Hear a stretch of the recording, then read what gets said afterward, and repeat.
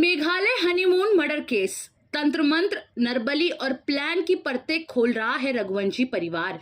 नमस्कार, मैं विशाली, आप देख रहे हैं आवाज 24/7। मेघालय हनीमून मर्डर केस में हर दिन एक नया खुलासा सामने आ रहा है।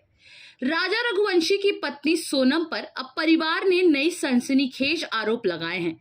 परिवार का दावा है कि यह कोई साधारण मर्डर नहीं, बल्कि तंत्र मंत्र और नरबली से जोड़ा सोचा समझा षड्यंत्र है। राजा रघुवंशी की शादी सोनम से 11 मई को हुई। महज 10 दिनों में राजा की हत्या कर दी गई। अब परिवार खुलकर सामने आया है और दावा कर रहा है कि सोनम ने अपने पति की हत्या तांत्रिक विद्या के चलते की। राजा की मां और भाई ने कहा कि सोनम और उसके परिवार को तंत्र मंत्र पर गहरा विश्वास था, जो उज्जैन और अन्य धार्मिक स्थानों पर तांत्रिक क्रियाएं के लिए जाती थी।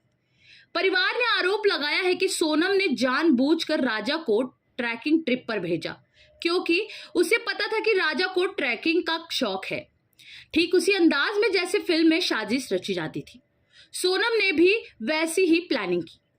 राजा के भाई का बयान आता है कि जिसमें उन्होंने कहा कि जिस तरह से गले पे वार किया गया वो साफ संकेत देता है कि तंत्र क्रिया के तहत नरबली दी गई।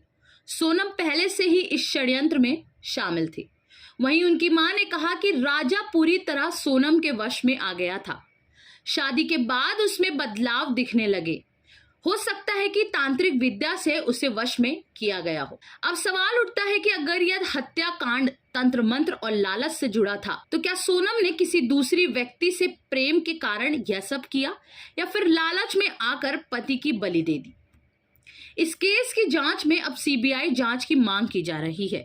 परिवार सोनम और उसके परिवार को फांसी की सजा देने की अपील कर रहा है।